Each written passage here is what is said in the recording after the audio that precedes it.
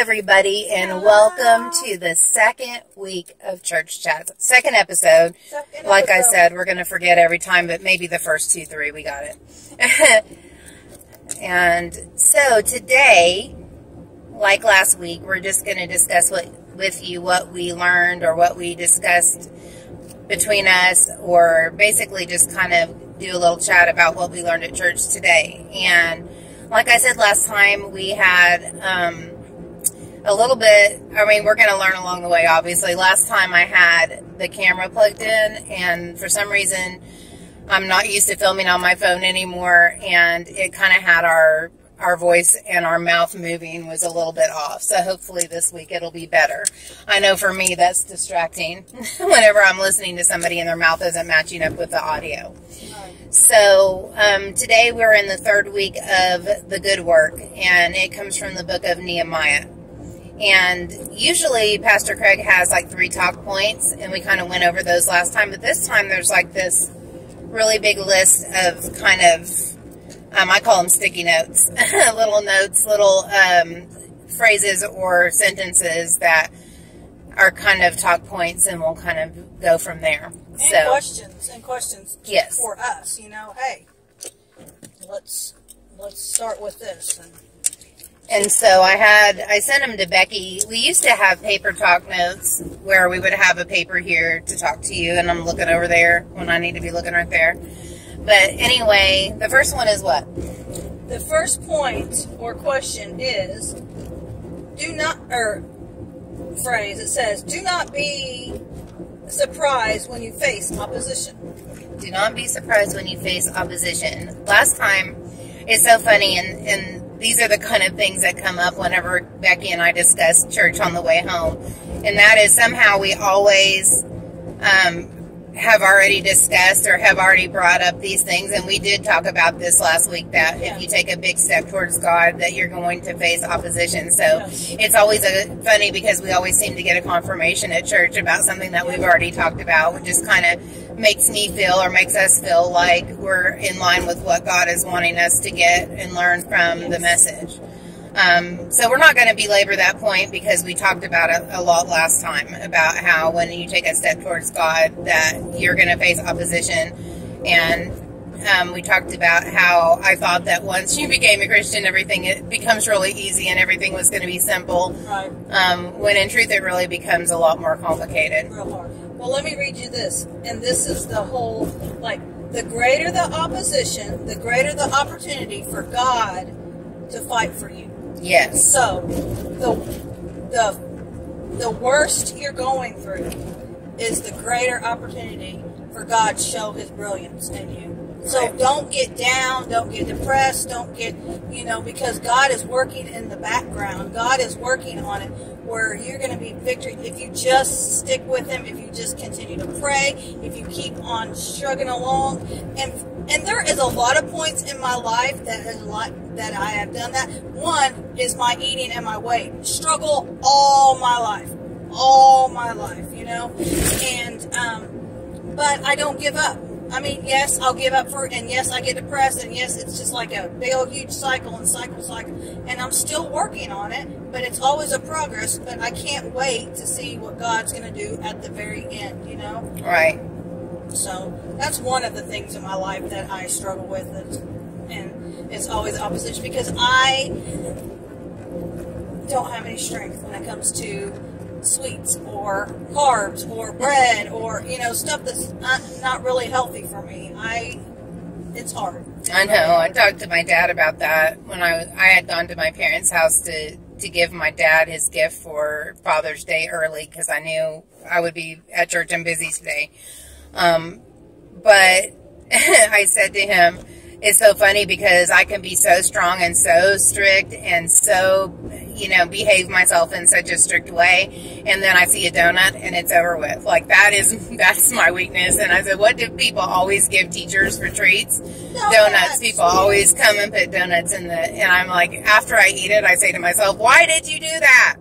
And then I say to myself, because you have no willpower. Because you are not strong, you have no willpower.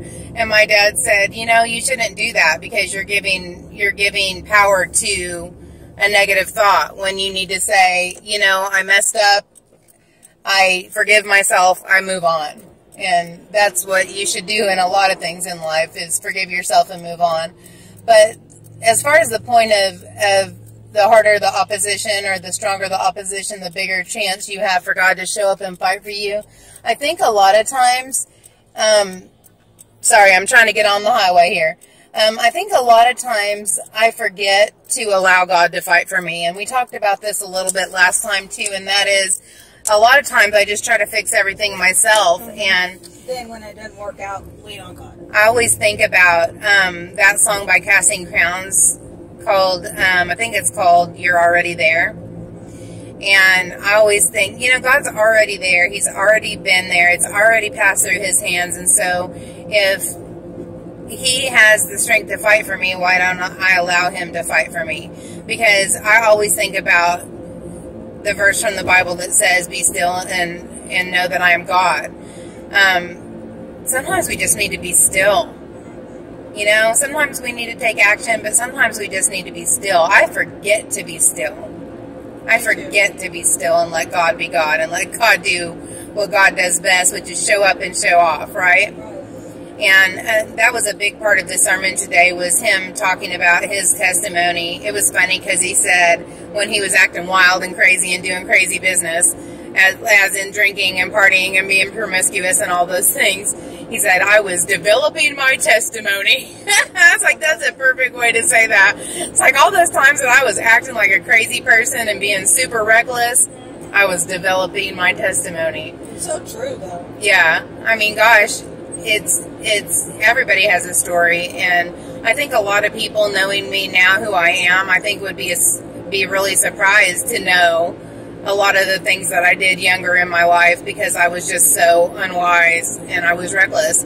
I really kind of had a streak of self-destruction. Yeah. I really did, because let's talk about the one that talks about the negativity and the strength of opposition as opposed to your insecurities. Okay. This says, the external opposition will only be as loud as your internal insecurities will allow it to be. And I love that, because that is so, so true.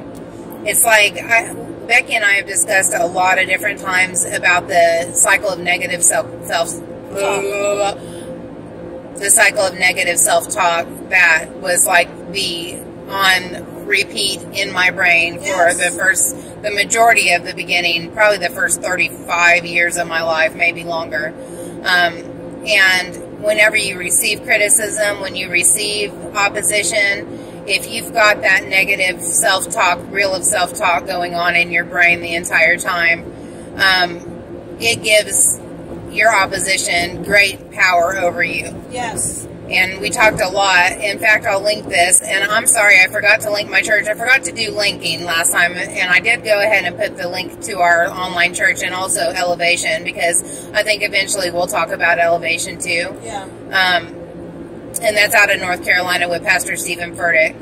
But he had a video once that talked about the neuronal pathways in your brain and how your thoughts really determine where your brain goes, like as a default. And if you're saying, I'm not worthy, I can't ever do this, I'm never going to be any good, your brain will just continually move to that point. It's like, the way they described it is that it starts off as a dirt road, and then it turns into a gravel road, and then it turns into a cement highway, depending on how often you allow your thoughts to go there. Drive down it. But you can reverse that. And Becky and I did this thing for a long time. I don't have to do it as often now, because I have redirected my thought process and pattern to positive and to God. I make those thoughts obedient to God, and so I don't allow myself to stay there. And I will say to myself, like, for instance, if I'm fearful and, like, you know, I worry about my husband a lot because things happen when I'm not there. And so I worry about him,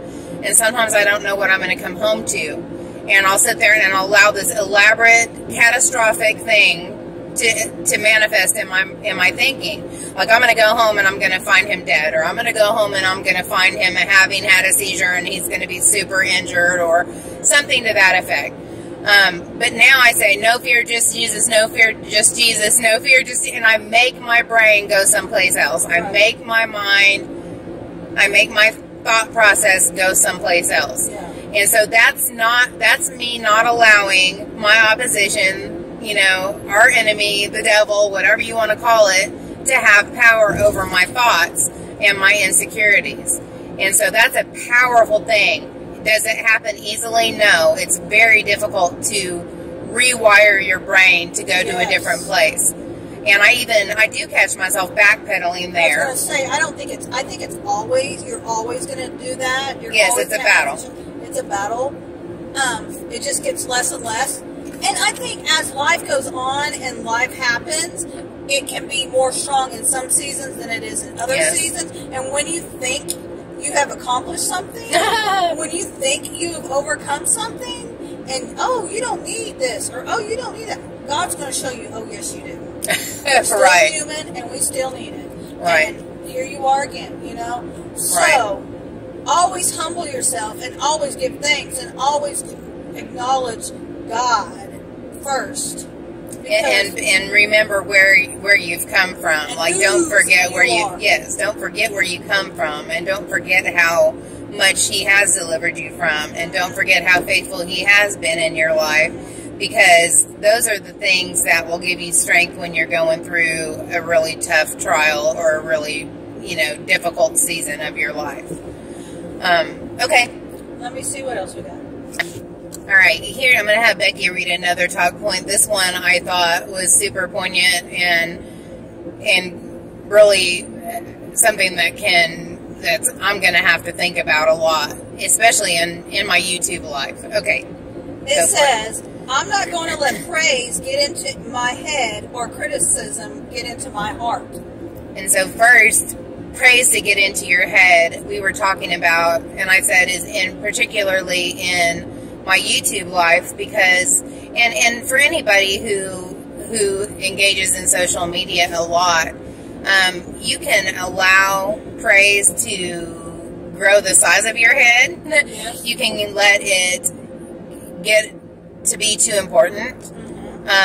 The likes on your video, or the comments on your video, or the hearts on your picture, or whatever, and you can allow criticism to get into your heart, which means I might put something out there that I'm super proud of, and one negative comment can make me feel like it's not good anymore. Right. And so that's dangerous. And I think praise can be as dangerous as criticism can be, because if you get too full of yourself, I think we've all seen with Jaclyn Hill and James Charles, and I know a lot of people who frequent this are also my makeup friends. Right. They got too big for their britches. They allowed praise to get to their head and make them too full of themselves. And I'm telling you, anybody who gets raised up, especially people who get raised up super quick, can take a big fall. And I think a lot of times it takes a big fall to restore that humility that you never should have lost to begin with. Well, it brings you back down to earth. It makes you know, hey, I'm not who I thought I was, or I'm not all that in a bag of chips. Right. I'm still human. I'm still flawed. I'm still broken. I'm still all those things.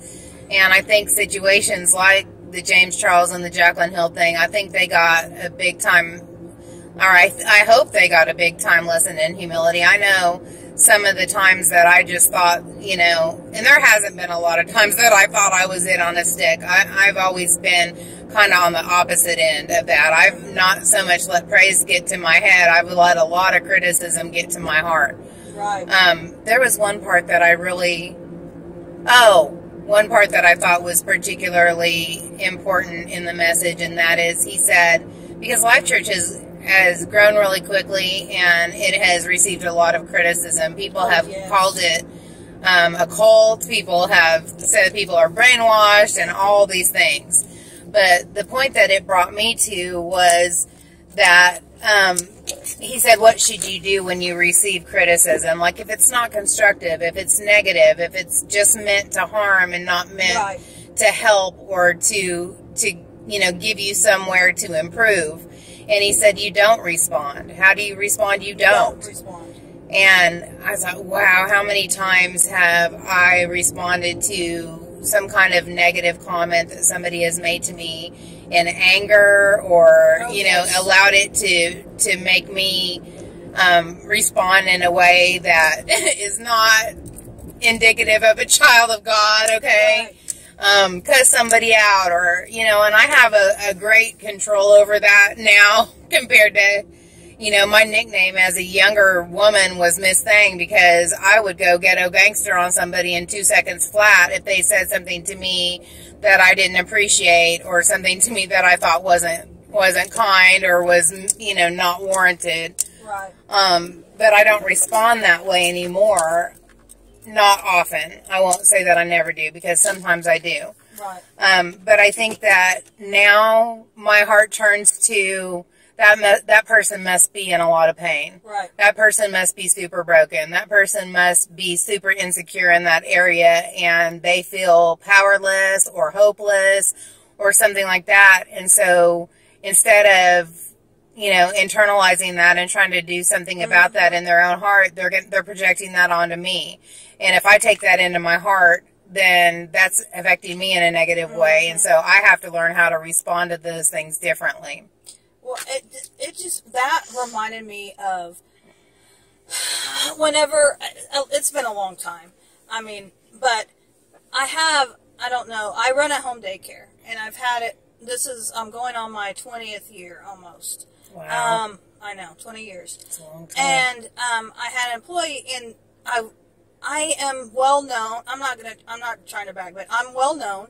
A lot of people, because I've been in the community for a long time, and I've had lots of kids come through my program, and she's the bomb. And I have a good reputation. I mean, people, I don't even know who all knows me, but they're like, somebody knows you, and I'm like, well, I don't know who they are, blah, blah, blah, but people talk, and when you have this reputation, well, I had this employee that knew, and she tried to destroy me. I brought her back to Christ. I took her to church. She got, saved again and everything, and the work relationship was just not working. She was trying to get me to do things that I just physically could not afford or, do. And so she wasn't getting her way, so therefore she tried to sabotage me. I mean, we're talking, she tried to file reports with, she tried to file reports with DHS. She did. I remember this because this is one of the things that made me want to behave in a non-Christian way. Yes. Because obviously my first reaction was to want to defend my friend, because I knew that what was being said and done was not true, and it was wrong that this was being done to her, and I was angry. Yes. But God showed up so much in my life, and I think I had to go through that to prove to myself that I'm doing exactly what I'm supposed to be doing. Because this is what God put on me, and He pulled me through everything. I mean, DHS showed up at my door. They interviewed my kids and parents and everything. And from all these accusations, not one family left me. And it was on my record, because it was, they found no truth in what she reported, but since she reported it and I was investigated, it had to stay on my record for 7 years. Yeah. But God showed me. And the day that I got baptized, it was the first time I had seen her in over a year. She was there. She was there. It was totally a full circle moment, wasn't it? And yes. And I went and I hugged her and I said, hey, Carol, blah, blah, blah. Not even a year after that, she told me and gave me an email saying that she's leaving. And she wanted to thank me for bringing her to Jesus and all this other stuff. And I was like, oh my gosh, I did what I was supposed to do. I was obedient to God. I kept on going no matter what the circumstances, no matter all the evilness that happened. I kept on going, and I kept on trusting in God, and I kept on doing what I was supposed to do. I mean... I was sitting behind her, and Becky hugged her and kissed her on the cheek and said, I love you. And in my mind, I was like, are you flipping kidding me? Why are you hugging that woman? Like, I wasn't so forgiving. I was like, why are you hugging that woman? It was God. I did not say that out loud in my brain. I was like, why are you hugging that woman? And like, after that initial reaction, after that, I was like, oh, okay. But it's like God, it was God moving through me. I mean, as a human being, I remember it so much because, like, I'm parked at this house, and the house that I lived in at the time is right behind me. And I remember it's so weird because the first time I met her, and I had very limited time with her. She and Becky were like doing crafts and doing all these things, and like I had a jealousy moment in there for a minute, and I thought I didn't like her, and I had a hitch in my spirit about her. There was like something about her that didn't sit well with me, and I just wrote it off to you're jealous. You're jealous that she has another friend and that she's spending all her time with this person. But because I kept having these talks with myself, these are the things I'm talking about with having a talk with myself and God dealing with me. I was thinking, okay, Sherry, you don't like to do those things. You don't like to do crafts. You don't like to go, to vintage, to little places and shop for vintage stuff. Like, you don't like going junking and all those things. And she's doing that, so you need to be happy for her that she found somebody who likes to do those things with her, not be jealous.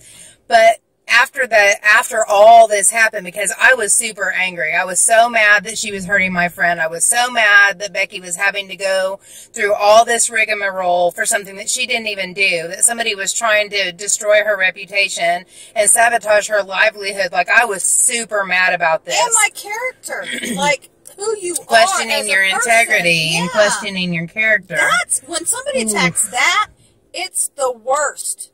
You feel like you have to defend yourself. You feel have to defend yourself, exactly. And it makes you second guess, like, really? Did I do anything? Do I do anything wrong? Like, I mean, I remember. Yes, I remember us driving on those country roads over by Ripley, and Becky was just crying. Yeah. And I just said, Becky, you know who you are. You know these things are not truthful. You know this. And I'm like, love always wins. It always does. Remember that you know who you are. Your parents of your families know who you are. These kids know who you are. And so you don't have to worry. I'm like, I was confident that nobody was going to give her anything but glowing reports. And I knew, but she was so worried that maybe one of the, kids say stuff. Yeah. She's like, oh my God, one of my kids is going to say something and it's going to make me look bad. And it didn't turn, it all came out okay. Yes. But I still, like, at the end of the day, I was so frustrated that she had to have like a negative, like an investigation on her report whenever, if somebody were to go and look her up on DHS to see about her reputation, that would be there. And people would judge that, But that's one of those situations where, you got to let God fight for you. And He did. He did. And it all got resolved. And like she said, she didn't lose any of her families. Nobody believed it. But it's like, wow. And at that time, that was like early in our Christian walk when we were really into ministry. And it was like, we dove in head first. And it was hard because we were like, oh my gosh, you ask yourself, is it worth it if this is the kind of stuff that's going to happen to us? And of course, during that time of my life, my husband had finally gotten out of his wheelchair. He was walking. And then he had a seizure in the middle of the night and broke his leg in 3 places and was in the hospital for 3 weeks. And back to the wheelchair, porta potty in my living room, hospital bed in my living room, him not able to get up on his own. Like, it was like we were under spiritual attack like nobody's business. It was ridiculously bad. And those are the times you're like, is this even worth it? But it is. It is worth it. But, man, the journey you have to go criticism to your heart, praise to your head. Like, that thing really got me today because I was like, wow, there have been so many times, like I said, for me, it was mostly criticism going to my heart and allowing And what this all comes down to is, are you going to let the opinions of people be more important or shape how you think about yourself more than you're going to allow the opinion of God to tell you who you are? And there's been so many times, Becky and I both have just said, God, remember who you are, remember who you belong to, remember that, and this has been said by so many pastors in so many sermons, I've heard it over and over again, and that is, if you're not getting any opposition, who's walking side by side with you? If you're not meeting the devil head on, if you're not receiving any opposition, then are you doing anything that's impactful for the kingdom of God? Right. Pastor Craig, sorry. We will talk about Pastor Stephen eventually. The devil doesn't bother those who are not a threat. Right. And I think we were so hardcore on fire for Jesus at that time. And I'm not saying that we're not now. It's just different now. What we're doing right now is a big step towards God. It's a big step of obedience for us. And, we're going to receive opposition. I'm sure of it. I'm not going to be surprised. I'm going to have somebody make some rude comment on this video. You know what I mean? And it's like, okay, am I going to is the proof in the pudding? Am I going to put, what I'm sitting here preaching? Am I going to apply that to my own life? Yeah, we'll see. We'll see when it happens. But if you're not a threat, then why is the devil going to be any kind of opposition toward what you're trying to do? And so it's hard whenever you're facing something really difficult, like she described, like I described. It's difficult to, say, I'm a threat. That's the reason why I'm receiving this opposition. I mean, we have so many stories, and I know that over time they're all going to come up. But there have been, Pastor Craig talked about, he saw miracle after miracle after miracle after miracle in his life, and so have we. Yes. And over time, we'll share those things with you as they come up. But it's like, in a nutshell, we do have to let God fight for us, and any opposition that we face, we need to feel like, okay, I'm doing the right thing. Okay, I'm fighting the good fight here, because if I wasn't receiving this, then which direction am I going? Right. Toward God, toward the enemy? Which place where are my eyes landing? Right. And so I think it especially is important to remember that God is there. He knows what's going on, even whenever you're uncertain, even when things aren't going right, that He's still working everything together for your good, period. Yes. And the Nehemiah story is just like, if you need something to give you a little oomph to keep going, reading the book of Nehemiah is a good place to start, because he was just an ordinary guy, just like we're ordinary people who did something magnificent with God's help and with, being called by God to do something, and he had lots of opposition by names that I can't remember. I told Becky I'm not going to be able to remember. It was like Tobiah and Jehoshaphat or something crazy. I'll tell you now, any biblical name that I will ever mention, I will butcher. So just go ahead and give me some criticism. Mark, Luke, John. Go ahead and give me some criticism. Easy ones. So that I can try not to respond to it. But it's all a test, you guys. Every day, everything that you go through, it's a test, and it's something that's going to give you a tool or give you the strength that you need in an upcoming season. And so, just keep on fighting the good fight. Keep fighting the good fight. And I will definitely, because I think the most powerful thing that I mentioned today in my life is the way that you need to control and direct your thought life. Yes. Because it's so very important. And if you can get a control of your thoughts, and make them obedient to Christ and keep them in the right place, it is such a powerful thing in your life. It helps you to overcome fear. It helps you to overcome uncertainty. It helps you to overcome a lot of things. And it's never... And step out in obedience. It helps you step out in obedience to God. Because that is so fearful, Yeah, there's a lot of things. In this world that we're living in, there's a billion reasons to be fearful. There's so many things going on. But I think getting control of your thought life is one of those things that's super important. And I will link that brain video. It's like 3 minutes long, and I really want you to watch it because it had a giant impact on my life.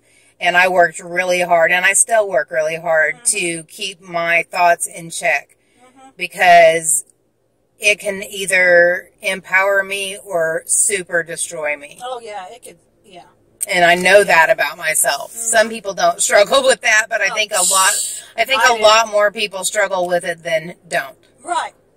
So, last time I posted this video, I mean, obviously, it's going to take a while before people come to the site, and I know that, but I really want to have a conversation in the comment section about this because I want to know areas that you've struggled. I want to know things that God has helped you to overcome or things that you've been delivered from or some situation that you thought was the end of your life and the end of your world, but you saw God show up and show out in your life in a really powerful way because when we can share those things with each other, iron sharpens iron. And I think those, like, showing situations that God has brought you through can really help somebody else that's in the middle of that season be able to make it through, to know they're not alone in it, to know that there's a light at the end of the tunnel and there's a place at the end of it that's positive. So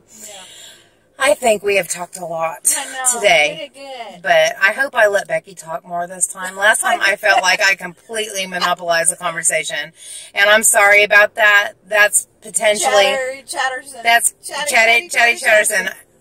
going to happen, and I'm sorry. And it's because when I start talking about things like this, I'm super passionate about it. And so I don't mean to overtalk her or talk over her or anything like that. Tell me in the comment section. I'm just used to it. Okay. I think it either cut us off or it's getting ready to. There was a message right there. Okay. Okay. Love you guys. We'll see you next time. Bye.